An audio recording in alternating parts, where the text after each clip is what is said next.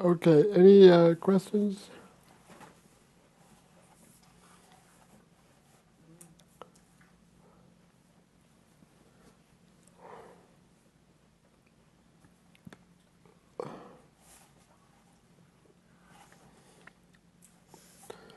Let's talk a little bit about literary aesthetics.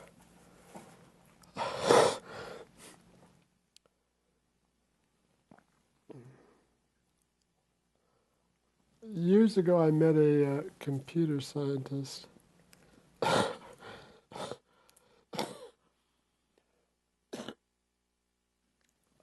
A fellow by the name of Dave Weininger.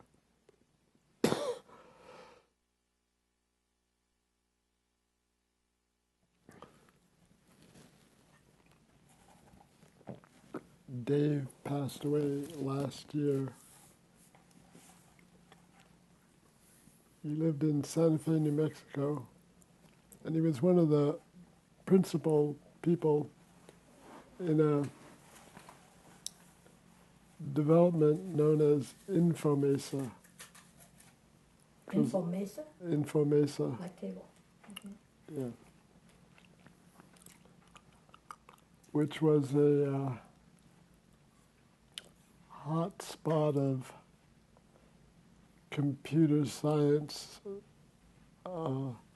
entrepreneurship in the 80s and 90s and last decade.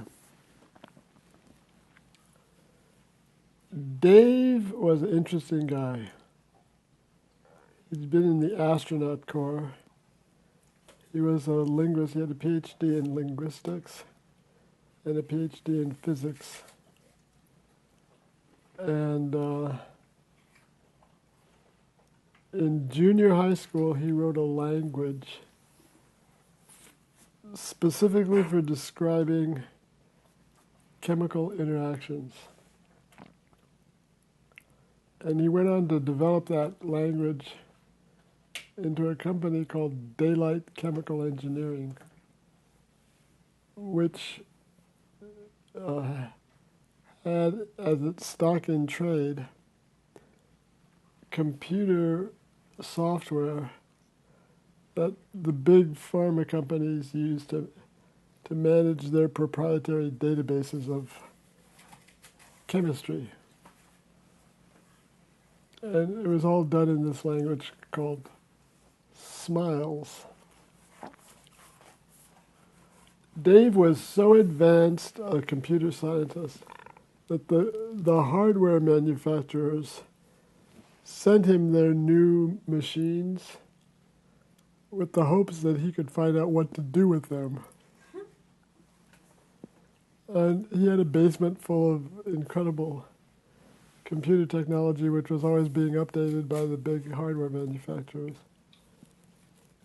And I had the chance to visit with him over a weekend. And one of the things that he said to me that I've never forgotten was, how does he do what he does in the realm of computer science? And the phrase that came out of his mouth was, I treat a large amount of information as if it were a small amount of information. And at the time that I pointed out to him, this is just exactly what Chinese words do. Chinese words take a vast amount of information and reduce it down to the fewest possible number of strokes. A typical Chinese word has somewhere between 3 or 4 on the low side, up to maybe 30 strokes. But still,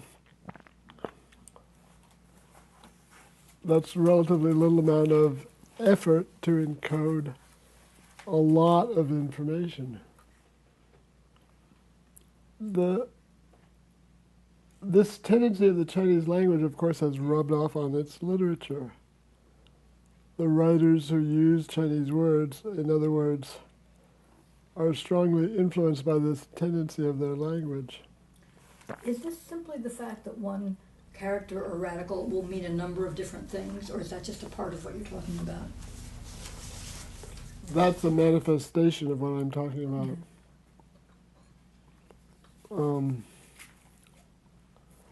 What I'm talking about is just, a tendency of the words themselves. You take a word like chi. Chi is made up of 1, 2, 3, 4, maybe 4, or some versions 5 or 6 strokes. Now think about what chi is and what you have just said when you say chi. And you realize something about the order of magnitude of the ratio of a large amount of information as a small amount of information. English words are far more egalitarian. The alphabet, the letter as the functional unit of the language, brings a certain kind of cadence or rhythm to this process of condensing knowledge. English knowledge tends to be condensed far more, what's the word I'm looking for? Homogeneously. As if it had been shaped and blended to be consistent. The Chinese is far more, well, it's visual. The Chinese written character is a visual experience. The English written word is the representation of a spoken experience.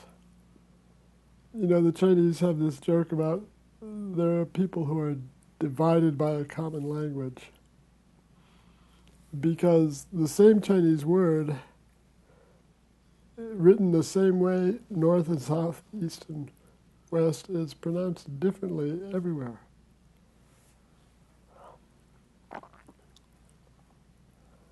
So it puts the mind in a different operating state, to use Chinese words compared with English words. And functional MRI studies of minds engaged in such usage that have been done over the past 10 to 20 years pretty much demonstrate that. When you map a brain on English, there's a certain way in which sections of the tissues will light up with activity as you go from noun to verb and so on through a sentence.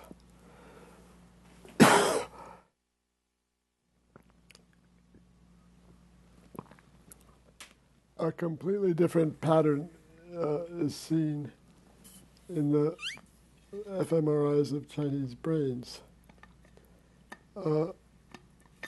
What you tend to get is global excitation. The whole brain gets lit up in ways that doesn't happen in English.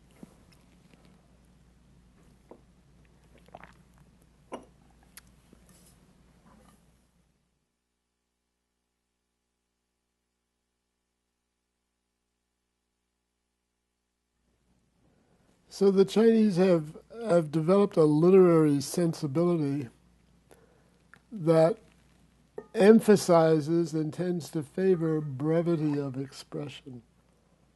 One of my favorite genres in ancient Chinese literature is the micro story.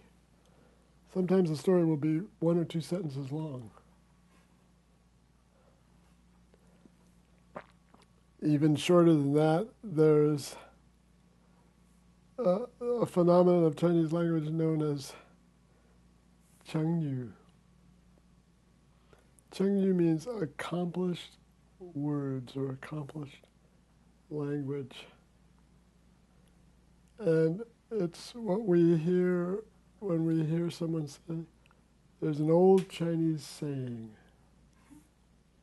What they're referring to is Chengyu.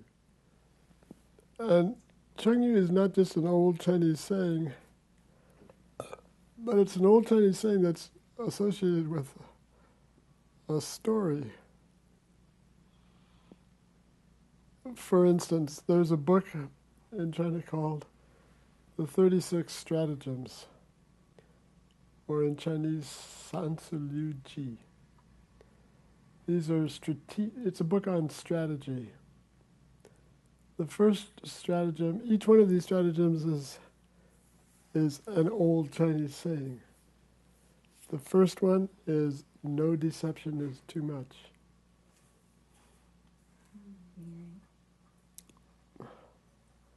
The Chinese phrase is man tian guo hai.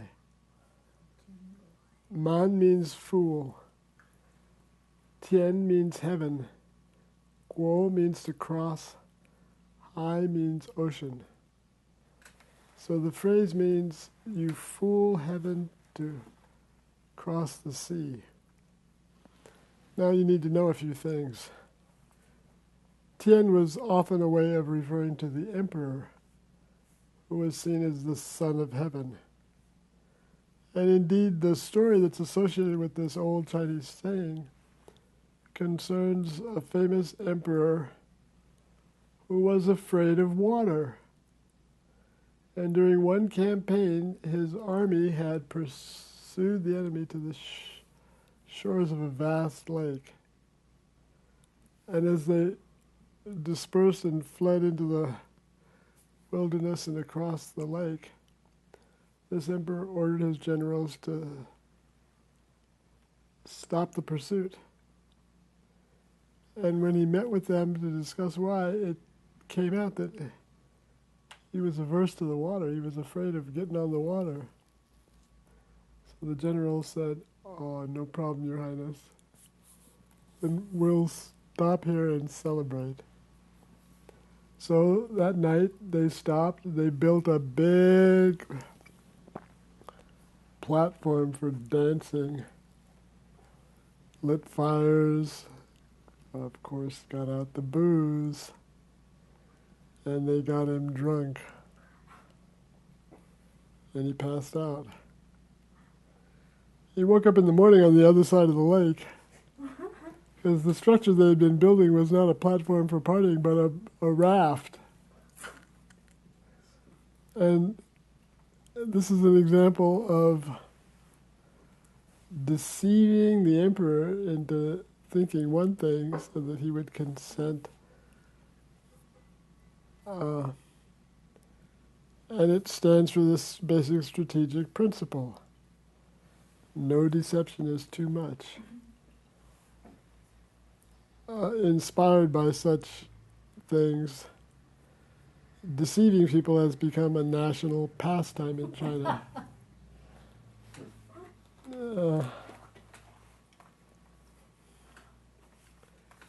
Chengyu. The language is full of these things. The language is full of short stories, short expressions. Poetry gained, and once again, this is not unique to the Chinese. Poetry certainly has gained tremendous status in many cultures around the world. But in China, poetry is really, the heroes of the ancient world were poets.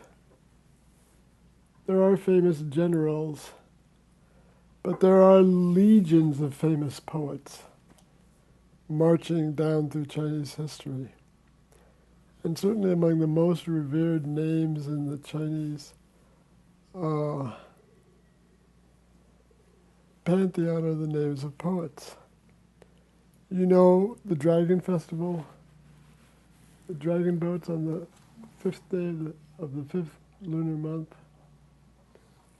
this celebrates the life and, more specifically, the death of a poet who, you know why they race the dragon boats? They race the dragon boats to disturb the water, because this one particular poet was executed by throwing him into the lake or the stream, where his body was consumed by the creatures in the stream. So on the 5th day of the 5th month, people take zongzi, which are those rice cakes, rice dumplings, and they throw them into the water to bring the fish, and then they race the dragon boats to disperse the fish, to disrupt the fish so the fish won't eat the poet.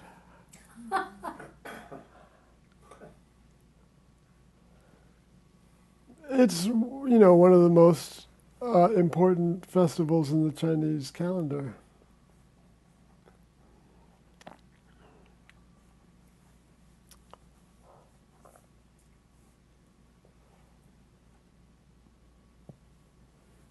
So we see in the Chinese literary traditions an emphasis on the short, on the brief. And one of the ways that they accomplish this is with another important principle of Chinese literary aesthetics, which is never point your finger at the moon. Never say what you mean to say. The Chinese somehow intuited fairly early on in their collective literary career that what people really valued about a work of literature was not so much what was going on in the text as what was going on in their mind as they read the text. And the Chinese writers came to understand that if you came out and stated precisely what you meant to say, you deprived your reader from arriving at his or her own conclusions. Yeah.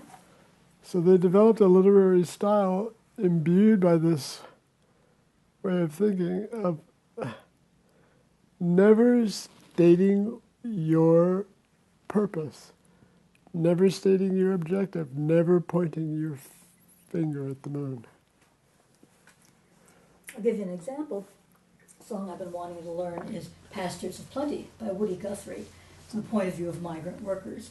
And the last verse is, this land I'll defend with my life if need be, so your pastures of plenty will always be free. And when Holly Near and Ronnie Gilbert, who lived here, recorded it, they changed it. This life will defend from corporate greed. And I couldn't even play it on the radio because they'd taken something that was ironic, right? Implying we've done all this work for you guys and your bright sparkling wine and all that, even up till dying. And it was all done by illusion. And the way these people rewrote it, it was no, don't. Do you understand what I'm saying? They just made it too obvious, thinking they'd improved it.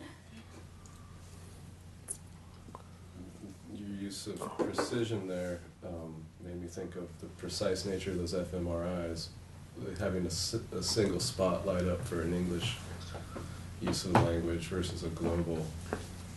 I was reading a grammar book, and they use the term optional precision as far as an approach to the language, and having a logographic language versus a alphabetic language gives much more of that opportunity for global engagement versus a precise, which fits, I think. That's what I was hearing a little bit. Yeah, absolutely. I think a lot of it does relate to the neural architecture of perception and the fact that visual perception and oral perception are really kind of two distinct modes of processing the world. the sound-based language, like English and its related languages, kind of proceeds in an orderly way through the world, whereas the visual language, moment by moment, the world is a complete wholeness. This sense of motion is quite different. Do you think that might be similar with the deaf person's perception of language? Conceivable. You mean with sign language? Because they can't hear what the intended words are, and everything they're having to visualize. You're in the world of neurocognition for sure. Yeah. Yeah, it makes sense.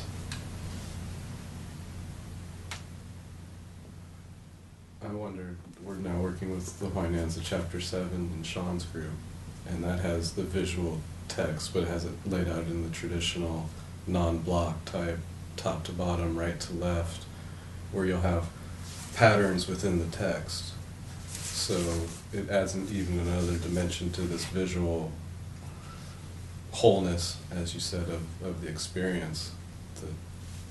I don't know, there's not many texts I haven't seen other than Elizabeth's group's work on that, Huainanzi Chapter 7, where it's not in block text, but it has its own geography or terrain to the actual specific text, and that we were wondering what that does to the audible side of things, because it does give it a cadence and a rhythm, and then the repetition of characters within the repetition of pattern gives it definitely something, but it also is so striking visually to see that. Yeah, just that's another way to look at the language. I remember many years ago I was taken to a Buddhist temple outside of Chengdu, and one of the artifacts that was on display was a bit of calligraphy, maybe a couple hundred characters. It was larger than this, but the characters were that size. So there was hundreds of characters, and the monk that was showing it to me, I asked him how was the text to be read. Did this text go left to right, top to bottom, left to right, top to bottom, right to left? And he looked at me and he said, "It's all okay." I said, "What do you mean it's all okay?" And then he proceeded to show me that if you read it this way, it made sense, told the story. If you read it this way, it made sense. If you read it this way, it made sense. And he said, we have yet to find any way to combine these characters that doesn't work.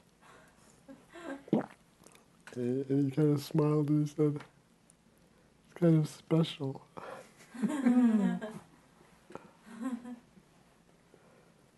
So,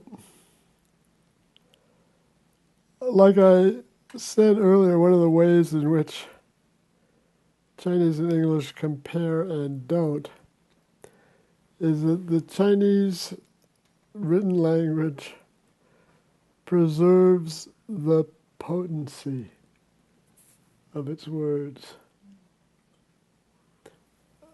Not only do Chinese words have many meanings, but they have the mode of retaining their many meanings even after they are used. Now, in the back of my mind, I hear our friend Oving ranting about Chinese grammar and imposing his sense of meaning and understanding on all of this, and certainly there is a very powerful trend in Western academia that dispenses with this character of the Chinese language and attempts to see it as a much more Western language-like experience. I just think that's a big mistake.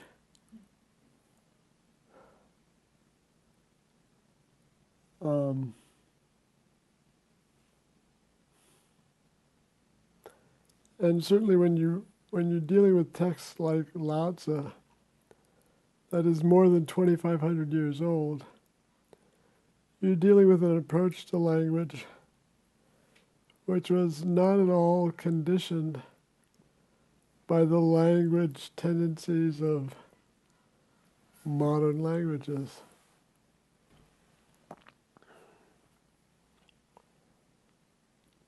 You know, we know for a fact that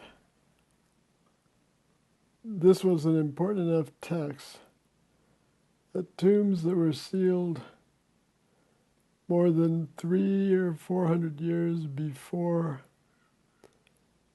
the year zero included copies in their burial libraries. So people have been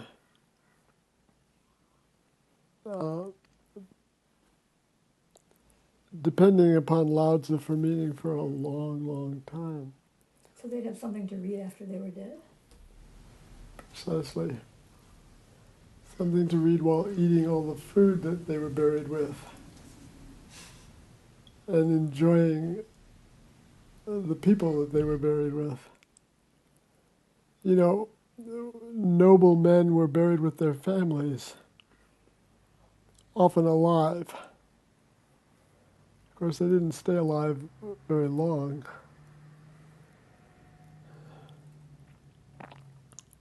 Their families meaning wives and children? Yeah. I was surprised they do that with children because that's your legacy.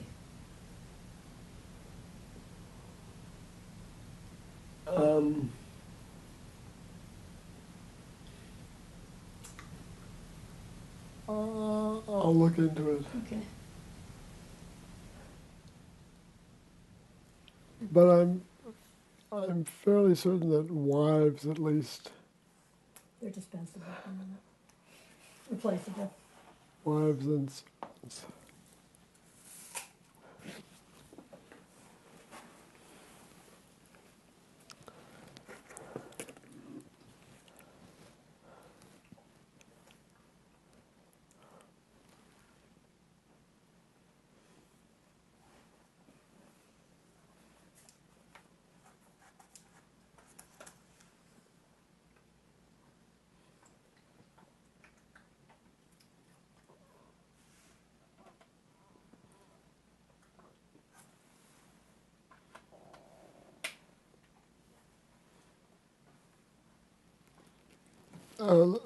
Let's talk about some of these basic terms. I think that earlier we've talked about Tao.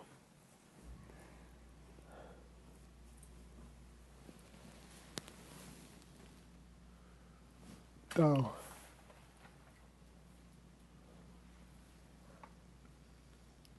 This stuff on the right-hand side means head.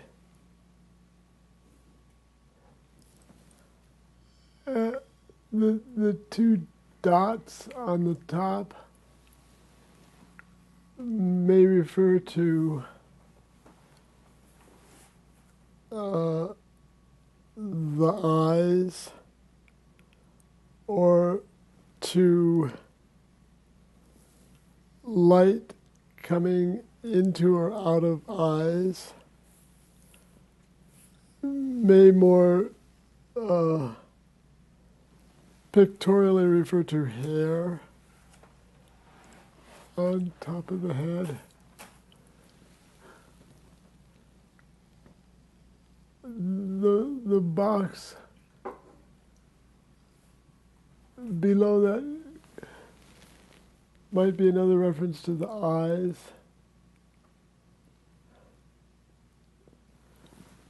And this head is depicted on this thing, which is a foot in motion.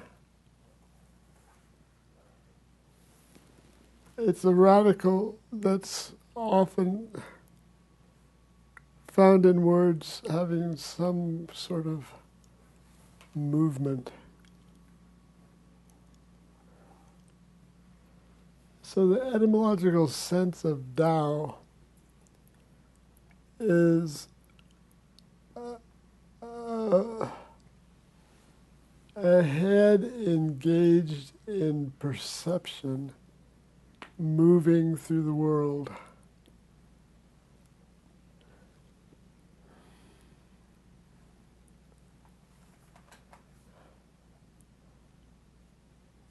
What the heck does that mean? Well, the word most commonly used in English to translate it is way.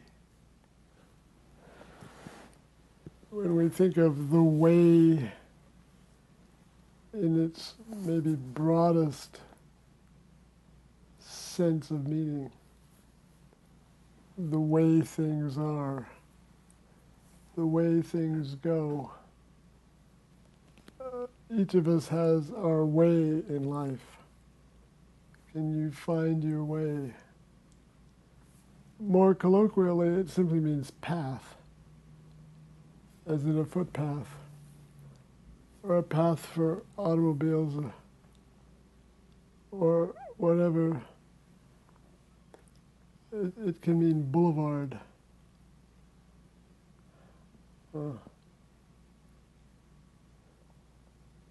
In the cosmological sense, it means the totality of phenomena.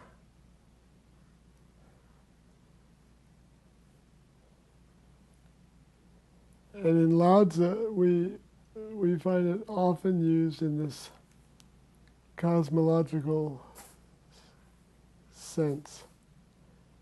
I think of perhaps the most famous passage, I think it's chapter 10, that begins, "The Tao gives birth to one." This little formula is important to understand Taoist cosmology. It says the Tao gives birth to one gives birth to two give birth to three, and three give birth to 10,000 creatures. And by 10,000 creatures, what is meant to be expressed is everything. The 10,000 things is a reference to all creation. So how do we understand those cosmological dynamics? And how do we understand them as defining the meaning of Tao? First of all, notice where Tao lies in the sequence. It's the very first term. The Tao gives birth to oneness. So Tao provides the conceptual basis for conceiving of the universe as a whole thing, as an entirety. Tao gives birth to one. It really defines that when we begin making such a statement, what we're focusing on is the universe as a whole. Its oneness, its whole thing, that's the product of Tao. That unity, that wholeness gives birth to two. Two, we have to understand two as yin and yang.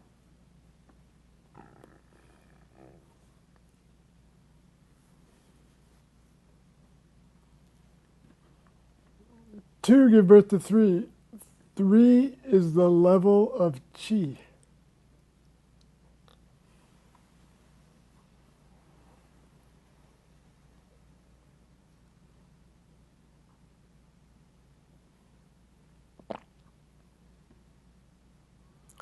Qi is the betweenness, remember. Qi is the thing that acknowledges the distinct existence of that which does not exist, yet is between yin and yang.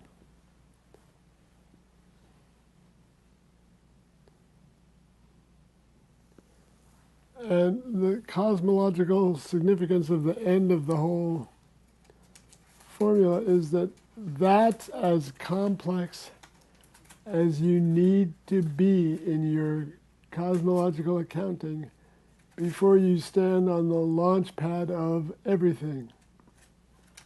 Once you get to the level of threeness, the next step leads you to the universe in its manifest glory. That's where everything comes from. It's an utterly simple, yet conceptually enormously powerful formulation about the patterns of cosmic creation.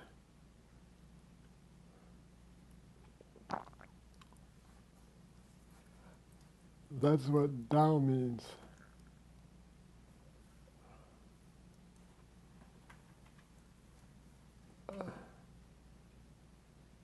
A pretty darn useful term.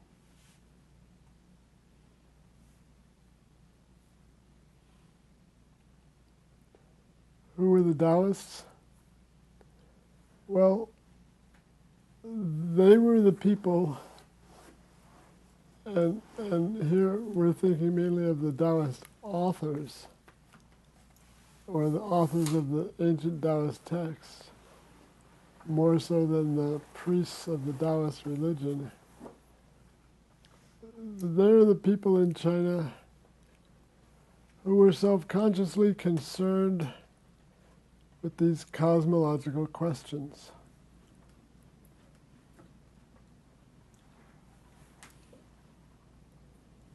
What is the origin of the universe? What is the origin of life? And they're driven by concerns which are similar to those of farmers. In other words, they're not looking to entertain themselves or simply occupy their minds. They're looking for a way of developing technology for survival.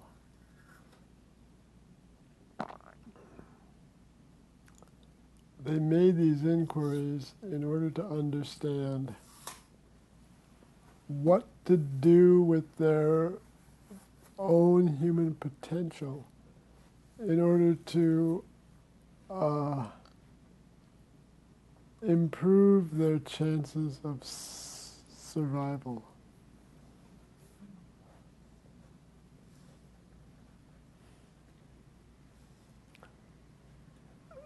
And this kind of thinking is what gives rise to the approach to medicine that we find coming to its kind of first formal iteration in works like the Yellow Emperor's Classic. So that by sometime around the 2nd century BC, we see these ideas which have been swirling around in China for hundreds of years, gaining clear focus on what are the laws governing human health and well-being. And as the nation and the culture shifted its attention to its new unifying emperor, in 220 BC, China experienced a unique thing. The period of some 1,000 years which had preceded that date was marked by endless warfare between what came to be known as the warring states. The land area that we know as China, in other words, was a series of maybe as many at times as a dozen feudal kingdoms which were pretty constantly battling with each other for hegemony over the territory. Well, in 220 BC, that comes to an abrupt halt. It comes to an abrupt halt under the leadership of Qin Shi Huangdi, who is known as China's first emperor. He unifies the land area formerly divided into warring states. And of course, one of the things that he requires of his new citizens is loyalty and obedience to his word and his rule. In order to accomplish this, he carried out language reform so that everybody could understand what everybody was saying. He normalized the roads so people could travel throughout the kingdom with carts with their wheels the same size. He built the Grand Canal to further facilitate movement. He normalized weights and measures. He carried out all manner of initiatives meant at unifying the people around a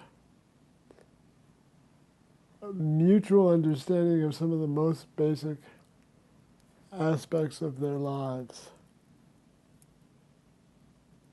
And of course, medicine got swept up in this. So what we see being expressed in the early medical texts is this sensibility of conforming with the law as being a primary value in attaining good health, as it states in the Yellow Emperor's Classic.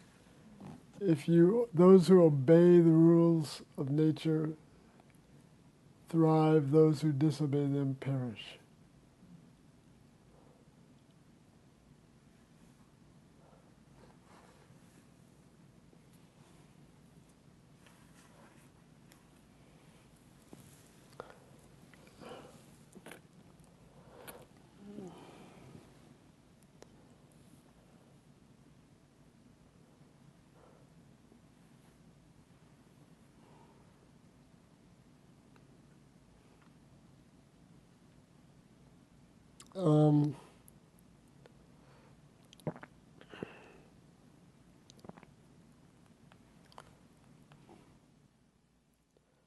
I'm going to skip over duh and make a little presentation for you about that character because it's a little complicated and I want to bring some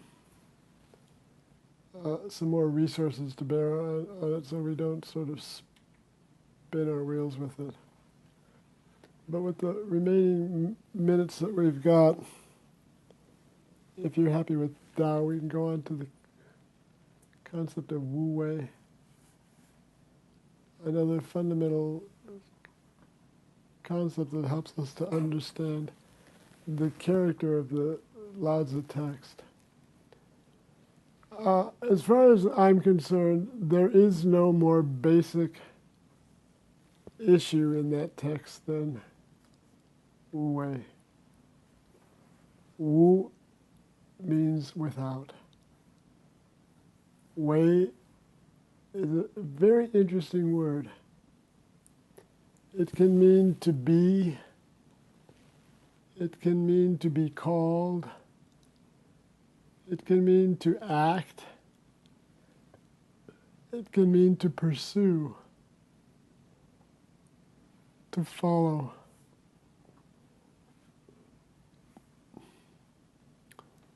If you apply this word Wu to any one of those, you get an interesting idea.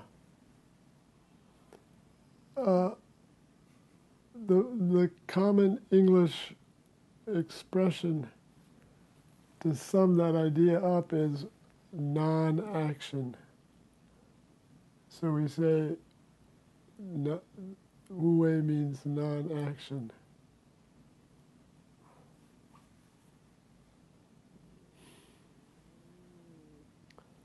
What is non-action as an ideal?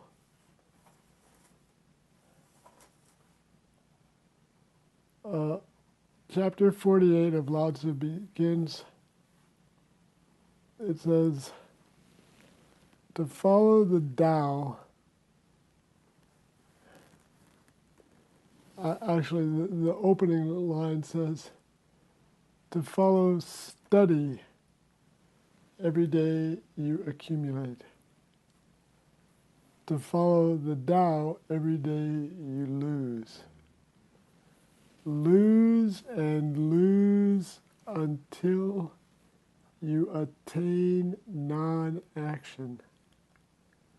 Non-action, but nothing left undone.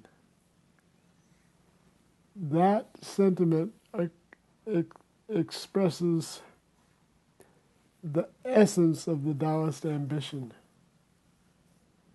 The Taoist ambition is to do everything by doing nothing.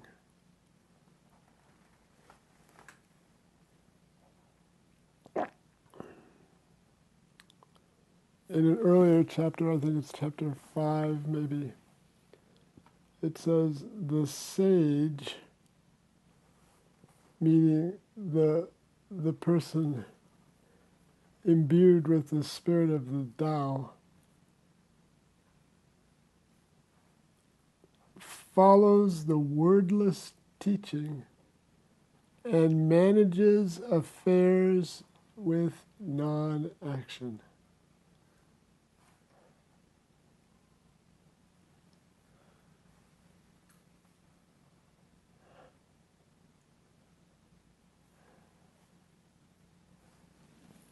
Do a little experiment with yourself. Try to spend 2 hours this afternoon managing your affairs with non-action. Unless, Not answering email? I was just going to say, unless you're driving a car,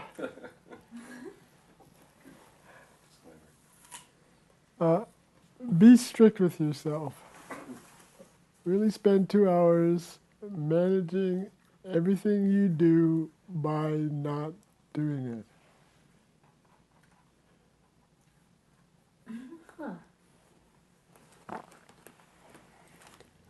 Just 2 hours.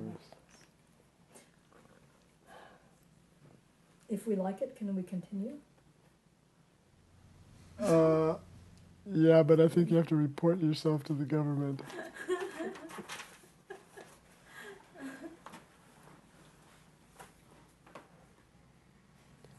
You know, what are we trying to do in Taiji? Stillness in motion. You took the words right out of my mouth. seek stillness in movement. There's another way to say seek stillness in movement, which is act by not acting. Sometimes people want to know how old is Taiji.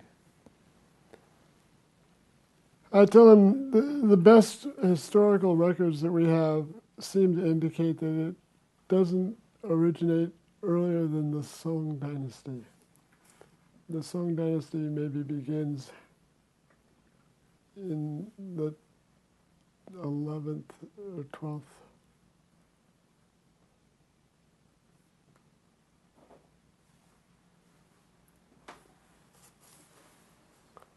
But though Taiji as an organized experience is no older than that, the ideology that informs and animates Taiji dates back to Wu.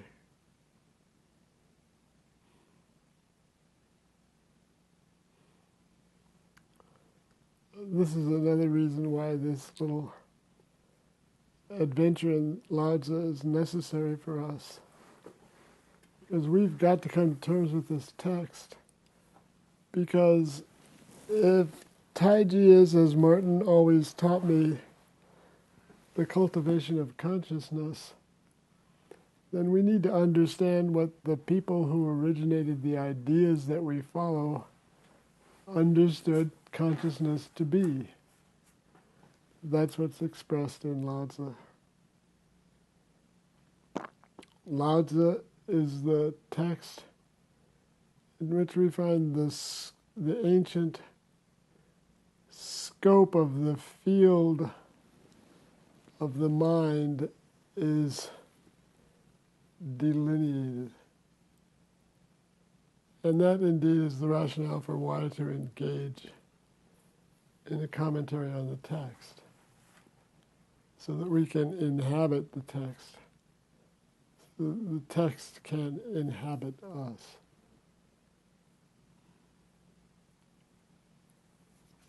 Does all that make sense?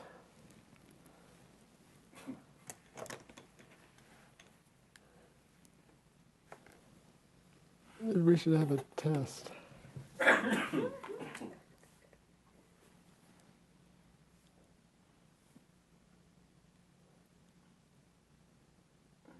First time I came across Wu Wei was probably a year before I got my first copy of the Tao. It was in a pop management literature class.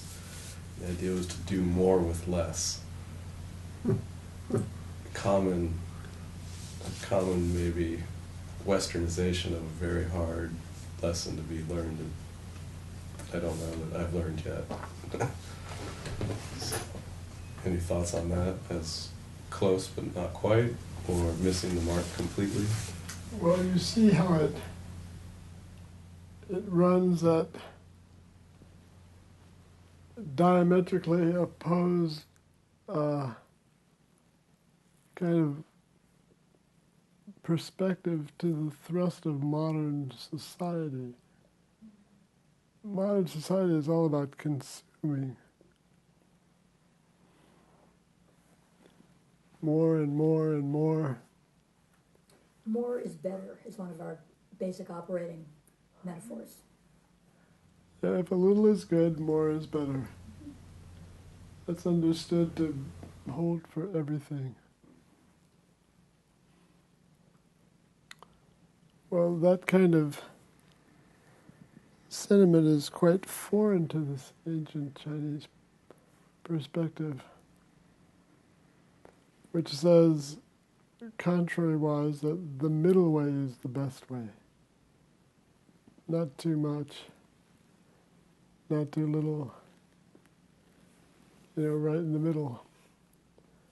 I saw a great little quote the other day. I forget who was the author, but someone said, it may be true that money doesn't buy happiness, but poverty doesn't buy happiness.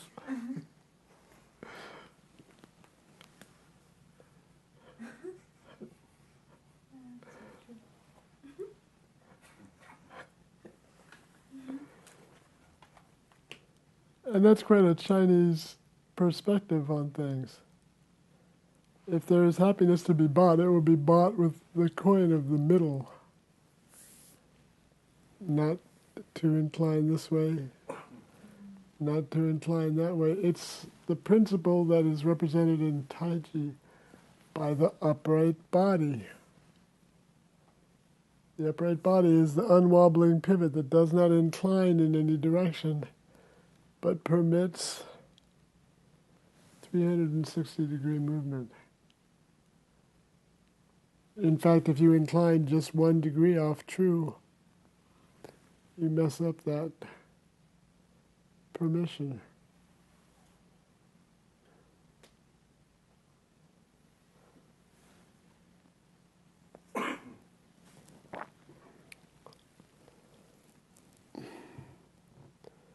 Well, it's nearly 2 o'clock. We've done it again, frittered away 2 otherwise valuable hours. We could have been answering email.